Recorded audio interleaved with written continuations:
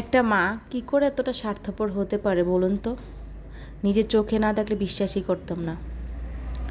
আসলে আমাদের এই সমাজে কত মানুষের জীবনে কত কিছুই না ঘটে থাকে, হয়তো আমরা দূর থেকে সেটা বুঝি না, সরাসরি যখন দেখি বা আমাদের চোখের সামনে পড়ে তখন আমরা বুঝি।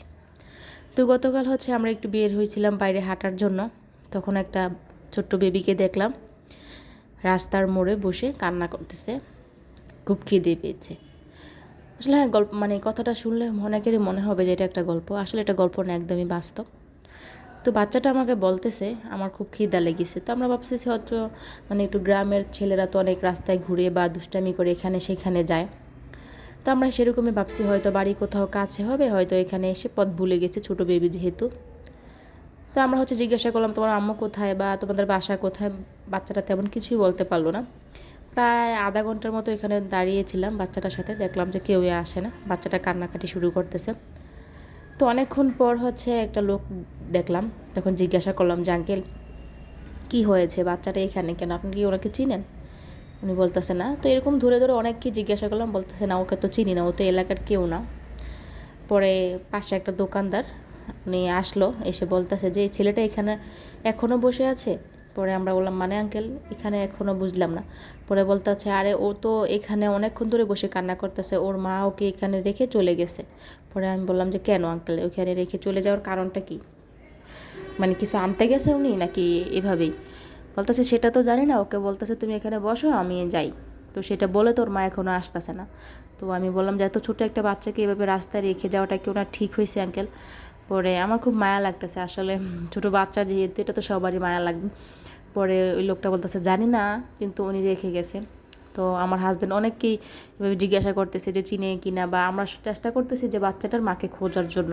কিন্তু অনেকক্ষণ ছিলাম, প্রায় আসর থেকে মাগরিব পর্যন্ত আমরা ওইখানে ছিলাম, কিন্তু কোথাও আমি দেখতে পাইনি ওর মাকে।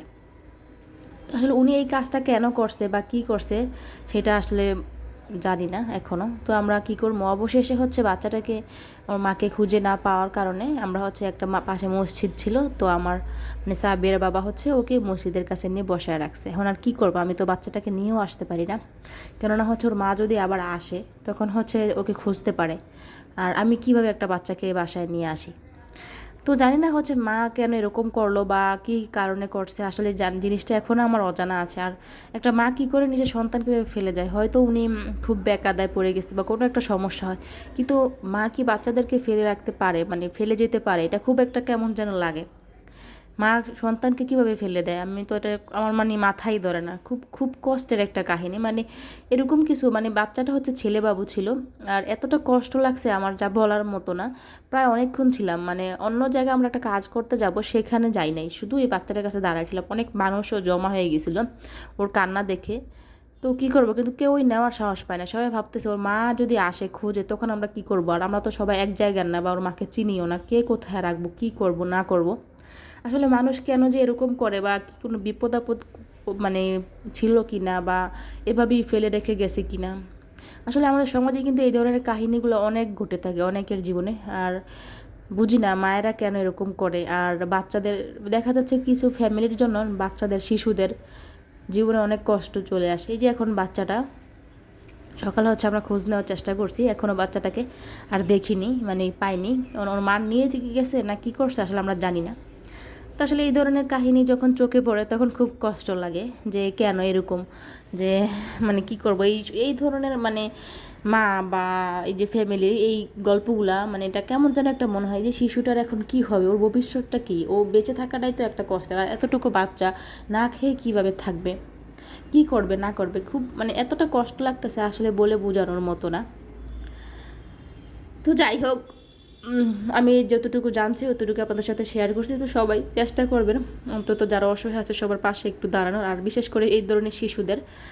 আর খুব কষ্ট লাগে সমাজের আসলে এই ধরনের কাহিনী দেখতে, দেখলে আর কি চোখে পড়ে। তো সবাই আসলে সবসময় শিশুদেরকে একটু বেশি করে টেক কেয়ার করবেন। আর একটা শিশু তখনই জন্ম দেওয়া উচিত যখন তার দায়িত্ব নিতে পারে। অযথা একটা শিশুকে পৃথিবীতে এনে তারপর কষ্ট দেওয়ার কোনো মানে হয় না। তো যদি গল্প কথাগুলো আপনাদের কাছে ভালো লাগে অবশ্যই একটু বেশি বেশি শেয়ার করে দিবেন, অন্যদের সাথে শেয়ার করার চেষ্টা করবেন যাতে সমাজে এই ধরনের ঘটনা কখনো না ঘটে। তো সবাই ভালো থাকবেন, আল্লাহ হাফেজ।